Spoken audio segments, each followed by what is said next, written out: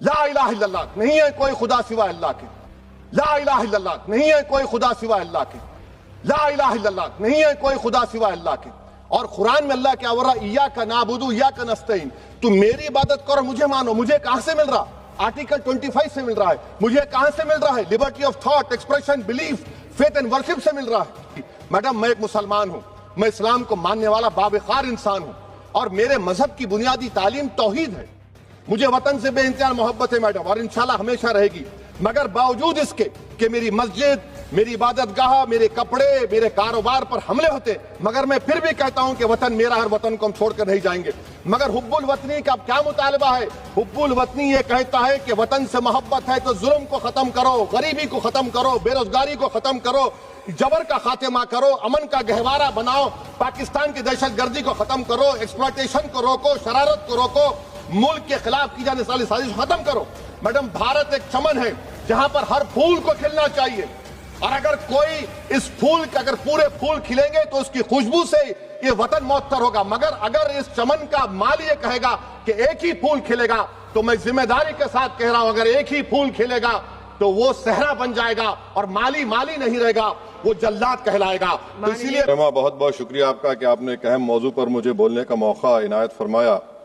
और बड़े अफसोस की बात है कि बड़ी धूमधाम से हुकूमत की तरफ से इस बात को रखा गया, मगर 30 से ज्यादा MP यहां पर मौजूद नहीं है।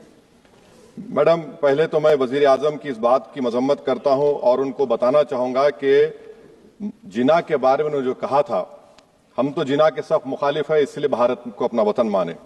मगर 42 में आपके प्यारे वीर और जिना की पार्टी ने नॉर्थ वेस्ट फ्रंटियर, सिंध और बंगाल में मिलकर हुकूमत चलाई, और उस हुकूमत ने 1.5 लाख हिंदू और मुसलमानों को अंग्रेजों की फौज में शामिल कराया ताकि वो लड़े। तो किसी शायर ने अच्छा कहा था वजीर आजम के बारे में कि फरेब देकर जमाने को पारसा ना बनिए, इन्हें कहो कि वो बंदा बने खुदा ना बने, अमीर शहर यही चाहता या हजरत कि हमारी चीख गले में रहे सदा ना बने।